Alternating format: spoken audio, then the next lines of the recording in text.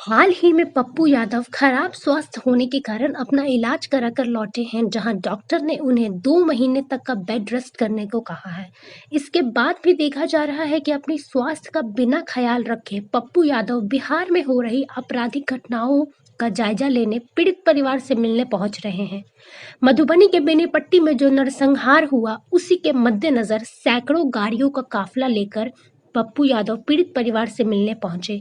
एक तरफ करनी सेना जो मधुबनी जाकर वहां का माहौल बिगाड़ चुकी है, तो वहीं दूसरी ओर पप्पू यादव को देखते ही पीड़ित परिवार भावुक हो गए, जहां उन्होंने पीड़ित परिवार को न्याय दिलाने का वादा किया। इसके अलावा सत्ता पक्ष और विपक्ष पर हमला करते हुए जाप सुप्रीमो ने कहा, अगर सत्ता पक्ष और विपक्ष ईमानदार है तो पीड़ित परिवार को नौकरी, स्पीडी ट्रायल के साथ फांसी दी जाए और इस तरह की घटना ना हो, इसके लिए संकल्प लिया जाए। इस बीच पप्पू यादव ने एक बड़ी बात कही है कि चाहे कोई बड़ी ताकत ही क्यों ना हो, अगर कोई इस घटना को जातीय रंग देगा तो उसके सामने सबसे पहले पप्पू यादव खड़े होंगे। पप्पू यादव ने कहा, जो भी इस परिवार की बेटी है उसके साथ हम पिता के समान खड़े रहेंगे।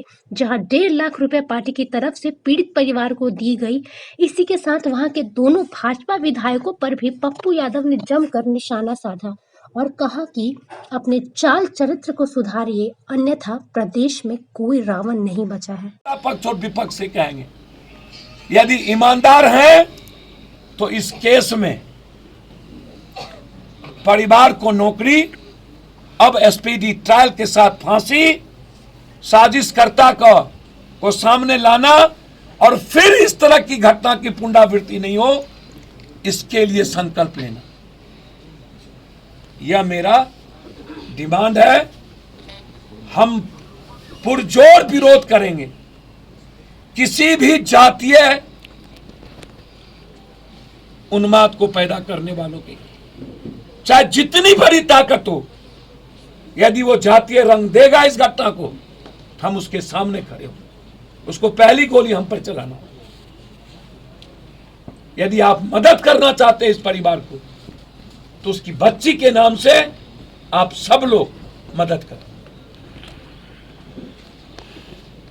और मैं सक्षम हूं, बिहार सक्षम है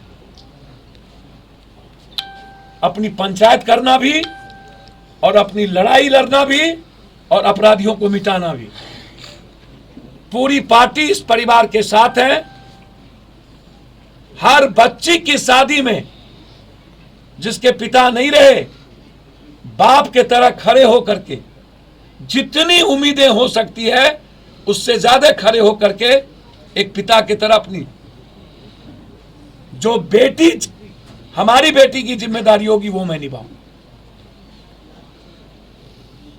बहुत क्लियर। अभी एक बहन की शादी मनोज सिंह की नहीं हुई है। जो भी मदद होगा, खर्च होगा, सगे भाई के तरह उस बहन की शादी में पप्पू यादव की तरफ से हम खड़े होंगे। आज हेलीकॉप्टर के लिए, प्लेन के लिए हम लोगों ने 2 लाख वहां, और इस परिवार के लिए पार्टी के तरफ से 1.5 लाख रुपया अभी मदद हम लोग यहां कर रहे हैं। शादी में पूरी खर्चा पप्पू यादव की और बहन की शादी में पूरी खर्चा पप्पू यादव। लेकिन पुनः एक बार अंतिम में हम कहेंगे कि विनोद नारायण झा जी और दोनों भाजपा विधायक से कि अपने चाल चरित्र को सुधारिए, अन्यथा कोई नहीं बचा है। इस प्रदेश में कोई रावण नहीं बचा है।